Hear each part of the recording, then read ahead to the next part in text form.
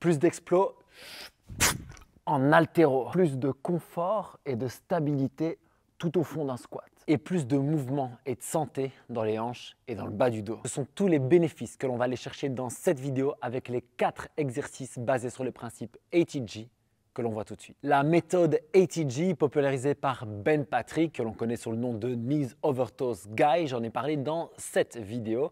Pour rappel, les 3 grands principes sont le blood flow, l'afflux sanguin dans une zone spécifique, le travail en amplitude, autant sur les short range que sur les long range, et toujours la logique de se challenger constamment, mais sans douleur. Aujourd'hui, on applique donc ça aux hanches, et le premier exercice que j'adore, c'est le pigeon pose active.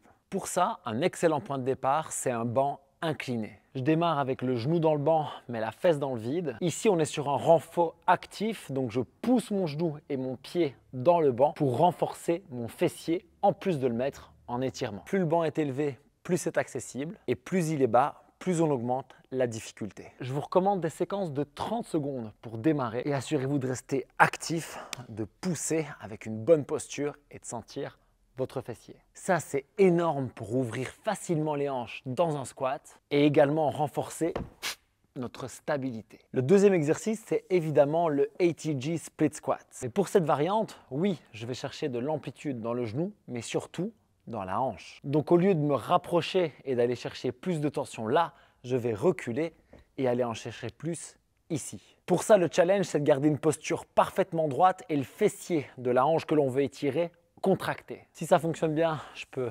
abaisser le niveau. Mais la règle, c'est que mon genou arrière ne peut jamais toucher par terre. Adaptez donc la hauteur à ce qui vous convient et surélever le talon est toujours permis parce que ça me permet d'être plus stable tout en ressentant parfaitement mon psoas qui bosse. Quand je cible spécifiquement mon psoas, j'adore faire des pauses en bas, 1 à 2 secondes, parfaitement stable, fessier engagé avant de repousser de manière dynamique. 5 séries de 5 répétitions avec une bonne pause active, 1 à 2 fois par semaine, c'est suffisant pour avoir de très bons résultats. Pour le troisième exercice, je réinstalle le banc. Le problème avec celui-là, c'est que pour moi, il est trop bas. J'ai besoin d'une plaque pour avoir la hanche à hauteur du genou, voire juste un peu au-dessus. L'idée du seated good morning, c'est d'aller chercher de l'amplitude vers l'avant avec le dos parfaitement placé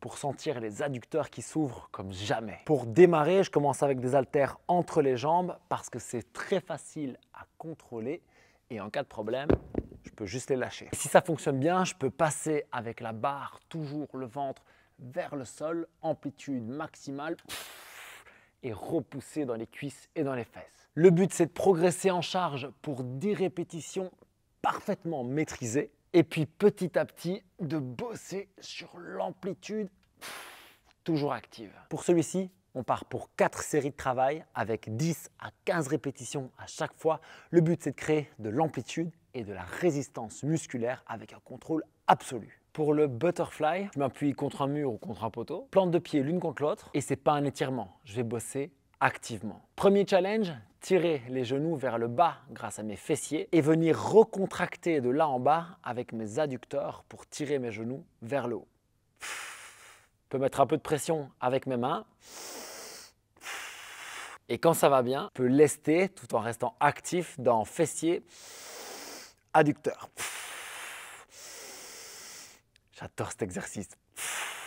Pour celui-ci, j'aime les séries actives de 10 répétitions vers le bas et vers le haut. Et sur la dernière, juste par plaisir, je vais rester en étirement pendant une petite minute, juste pour kiffer. Celui-ci, si vous y allez progressivement, il est moins traumatisant. Donc, on peut y aller jusqu'à 3 fois par semaine sans problème. Si ce sujet vous intéresse et que vous voulez voir mes prochaines vidéos sur la même thématique, mais avec d'autres zones du corps, pensez à vous abonner à la chaîne et à cliquer sur la petite cloche. Comme ça, vous êtes notifié à chaque fois qu'une nouvelle vidéo sort. Et en attendant, je vous recommande cette vidéo sur la mobilité overhead avec 2 exercices qui vont vous aider à être plus mobile et plus stable au fond d'un overhead squat. Prenez soin de vous, on continue à s'entraîner avec intensité, intelligence et à explorer les amplitudes. Peace!